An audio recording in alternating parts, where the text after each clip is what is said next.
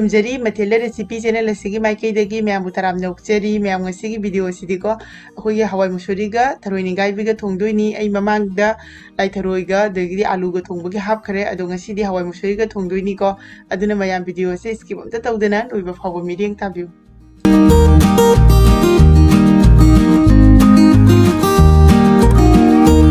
ma'am ngasiगी थरोइ से थोंबदा हापकदा मचल खरा सिदा लौजरे अहानबदा सिदा थरोइ लेजरे थरोइ से फजना चामथोकलगा मनिंग सु ककपीरे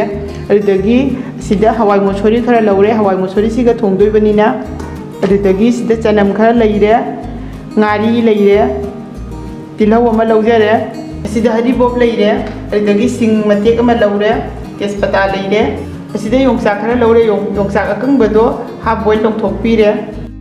अदुदगी सिदा अवा फदिगोम लैरे मैम मचल हाइबबु असि खक्तनी अदो मचल सिंगसे हाइब लोइरबनिना थोंबगी प्रोसेस ता मुचलसी हौजी अहानबदा थरोइ से फुटनबगी दमकता कुकर अमा लौरे असिदा थरोइ से हापसनबिरनी अदुदगी थुम खितंग हापिगनी हौजी इसिंग हापिरनी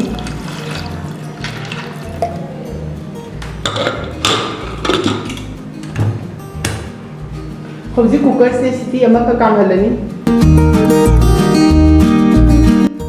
मैम हौजी थरोइ से फुटबा लोइरे थरोइ से फुटबा मतमदा थुम हापखिबदो अदुना मागी मनुंगदगी मनांग फतबा थुरैदनको अदु सिंगो फदना सेंगना चामथोकपीरे हवाई मुसुरी से फुटले अदुदगी हाफ बॉइल तौथोकपा योंगचाकतुसु फदना मकुसे खोक्तोकपीरे हौजी थरोइ से थोंगनबगी दमकता गैसता खांगमा थांगले थाव हापीरनी थाव से हंगाम थाव या हापेको हौजी अहानबदा जीरा से खितंग थादबिरनी तेजपत्ता हापीरनी तिलौ हापसनबिरनी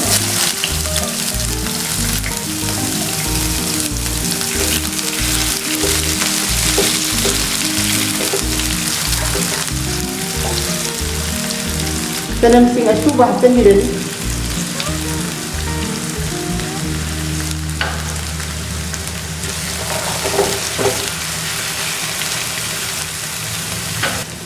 अदुदगी असिना अवा फदिगोंगी माइ मकोक थंगबा सरुक अकनबदुनेबको असिन हापसनबिरनी मनादुना हाइदि मतोलोम थंगबदुना होरेन थंगरबदा थांगनबगी थम्मे अदुदगी मकोकसिना हापसनले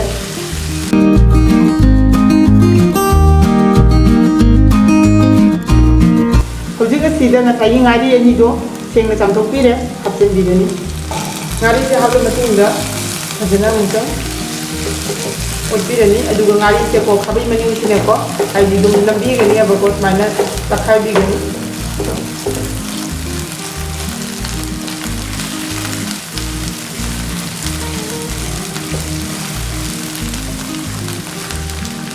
हौजिक सिदा थरोइ चासनबिरनी थरोइ से हापलगा फजना ओटपीरनी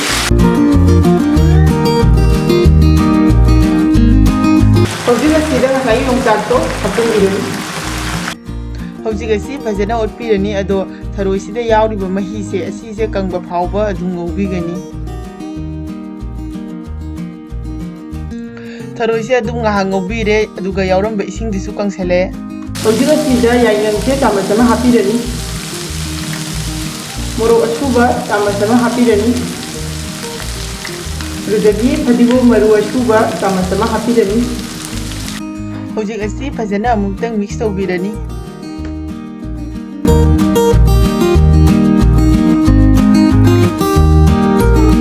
हौजिक असिदा हवाई मुसुरी से हापसनबिरनी हवाई मुसुरी से हापला मतुंगदा फजना अमुक्तंग ओटपीगनी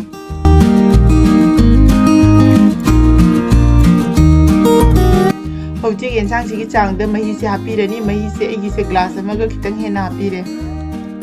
मही हापला मतुंगदा निंगथिना ओटपीरे हौजिक असि फजना सौहलनी हौजिक येंसांग से फजना सौगले अखोई हरिबोक हापखिबदो अदुसु फजना मुल्ले हवाई मुसुरी से ममांगदा फुटखरबनिना को यामना हेंजना सौहनबगी मथौ तादे अदुम हाइदि हरिबोक हापखिबदो मुल्लदी अदुम यारे हौजिक इसागी चांगदा थुम हापीरनी थुम से खितंग लिकना हापीगनी हाइबदि ngасai थरोइ से फुटबा मतमदा थुम हापखिबा मरमना थुम से खितंग लिकना हापीगनी अदुदगी असिदा जीरा से चामच अमखक हापीरनी जीरा अशुब से ꯐꯖꯅ ꯑꯃꯨꯛꯇꯪ ꯑꯣꯠꯄꯤꯔꯅꯤ ꯑꯩꯈꯣꯏꯒꯤ ꯍꯋꯥꯏ ꯃꯨꯁꯣꯔꯤꯒ ꯊꯣꯡꯕꯅꯤꯅꯀꯣ ꯃꯍꯤꯁꯦ ꯍꯣꯔꯦꯟ ꯊꯥꯡꯊꯕ ꯂꯣꯏꯔꯒ ꯃꯇꯣꯝꯇ ꯑꯗꯨꯝ ꯅꯪꯁꯤꯟꯈꯤꯅꯦꯕ ꯑꯗꯨꯅ ꯃꯍꯤꯁꯦ ꯈꯤꯇꯪ ꯂꯩꯔꯤꯉꯩꯗ ꯊꯥꯡꯊꯕꯤꯒꯅꯤ ꯍꯧꯖꯤꯛ ꯑꯁꯤꯗ ꯑꯋꯥ ꯐꯗꯤꯒꯣꯝ ꯍꯥꯞꯄꯤꯔꯅꯤ ꯃꯌꯥꯝ ꯉꯁꯤꯒꯤ ꯊꯔꯣꯏ ꯊꯣꯡꯕ ꯑꯁꯦ ꯌꯥꯔꯅꯤ ꯑꯗꯨꯅ ꯃꯩꯁꯦ ꯊꯤꯡꯖꯤꯟꯕꯤꯔꯅꯤ ꯃꯌꯥꯝ ꯑꯩꯒꯤ ꯉꯁꯤꯒꯤ ꯍꯋꯥꯏ ꯃꯨꯁꯣꯔꯤꯒ ꯌꯣꯡꯆꯥꯛ ꯊꯥꯛꯑꯒ ꯊꯔꯣꯏ ꯊꯣꯡꯕ ꯑꯁꯦ ꯂꯣꯏꯔꯦ ꯑꯗꯣ ꯃꯌꯥꯝꯁꯨ ꯁꯨꯡꯁꯣꯏ ꯁꯣꯏꯗꯅ ꯌꯨꯝꯗ ꯇ꯭ꯔꯥꯏ ꯇꯧꯕꯤꯌꯨ ꯁꯨꯃꯥꯏꯅ ꯍꯋꯥꯏ ꯃꯨꯁꯣꯔꯤꯒ ꯊꯔꯣꯏꯒ ꯊꯣꯡꯕꯁꯦ ꯌꯥꯝ ꯁꯥꯊꯤꯅ ꯍꯥꯎꯏ ꯑꯗꯨ ꯃꯌꯥꯝꯅ ꯁꯦꯝꯍꯟꯅꯤꯡꯕ ꯃꯊꯦꯜ ꯂꯩꯔꯒꯁꯨ ꯑꯗꯨꯝ ꯀꯃꯦꯟ ꯕꯣꯛꯁꯇ ꯍꯥꯏꯕꯤꯔꯛꯎ ꯑꯩ ꯃꯈꯥ ꯇꯥꯕ ꯚꯤꯗꯤꯑꯣꯁꯤꯡꯗ ꯑꯗꯨꯝ ꯁꯦꯝꯖꯔꯛꯀꯦ ꯉꯁꯤꯒꯤ ꯑꯣꯏꯅꯗꯤ ꯚꯤꯗꯤꯑꯣꯁꯦ ꯃꯇꯥꯡ ꯑꯁꯤꯗ ꯂꯣꯏꯁꯤꯟꯖꯔꯒꯦ ꯃꯌꯥꯝꯅ ꯚꯤꯗꯤꯑꯣ ꯑꯁꯤꯕꯨ ꯂꯣꯏꯅ ꯌꯦꯡꯂ ꯃꯇꯨꯡꯗ ꯂꯥꯏꯛ ꯇꯧꯕꯤꯔꯝꯃꯨ ꯁꯤꯌꯔ ꯇꯧꯕꯤꯌꯨ ꯂꯣꯏꯅꯅ ꯆꯦꯅꯦꯜ ꯑꯁꯤꯗ ꯑꯅꯧꯕ ꯑꯣꯏꯔꯒꯅ ꯁꯕꯁꯀ꯭राꯏꯕ ꯇꯧꯕꯤꯔꯝꯃꯨ ꯁꯕꯁꯀ꯭राꯏꯕ ꯇꯧꯔꯕ ꯃꯇꯨꯡꯗ ꯕꯦꯜ ꯕꯇꯟ ꯅꯝꯕ ꯀꯥꯎꯕꯤꯒꯅꯨ ꯑꯩꯒꯤ ꯃꯈꯥ ꯇꯥꯕ ꯚꯤꯗꯤꯑꯣꯒꯤ ꯅꯣꯇꯤꯐꯤꯀꯦꯁꯟ ꯂꯥꯛꯅꯕꯒꯤꯗꯃꯛꯇ ꯉꯁꯤꯒꯤꯗꯤ ꯂꯣꯏꯔꯕꯅꯤꯅ ꯃꯌꯥꯝ ꯃꯊꯪꯒꯤ ꯚꯤꯗꯤꯑꯣꯗ ꯑꯃꯨꯛ ꯍꯟꯅ ꯊꯦꯡꯅꯔꯁꯤ ꯕꯥꯏ ꯕꯥꯏ